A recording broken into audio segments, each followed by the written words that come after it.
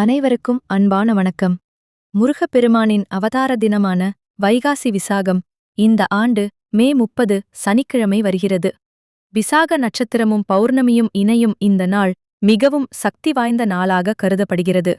அன்றைய தினம் முருகனை வழிபட்டால் குடும்ப ஒற்றுமை, செல்வ வளம், குழந்தை பாக்கியம் மற்றும் மன அமைதி கிடைக்கும் என்று நம்பப்படுகிறது. 21 நாள் விரதம் இருப்பவர்கள் மே 10 முதல் 11 நாள் விரதம் இருப்பவர்கள் மே 20 முதல் 6 நாள் விரதம் இருப்பவர்கள் மே 25 முதல் விரதத்தை தொடங்கியிருக்க வேண்டும். ஒரு நாள் மட்டும் விரதம் இருப்பவர்கள் மே 30 சனிக்கிழமை அதிகாலையில் எழுந்து குளித்து முருகனை மனதில் நினைத்து விரதத்தை தொடங்கலாம். விரத நாளில் பால், பழங்கள் அல்லது சாத்வீக உணவு மட்டும் உட்கொண்டு ஓம் சரவணபவ மந்திரத்தை ஜெபிக்கலாம்.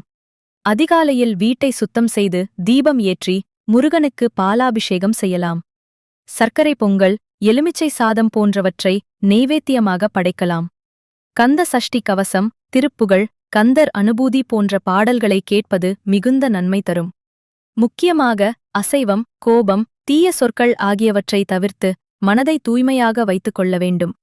இந்த நாளில் வெற்றிலை நெய்தீபம் ஏற்றினால் தடைகள் நீங்கி நல்ல பலன் கிடைக்கும் என்று பக்தர்கள் நம்புகின்றனர். முருகப்பெருமானின் அருள் உங்கள் குடும்பத்தில் என்றும் நிலைக்கட்டும். ஓம் சரவணபவ.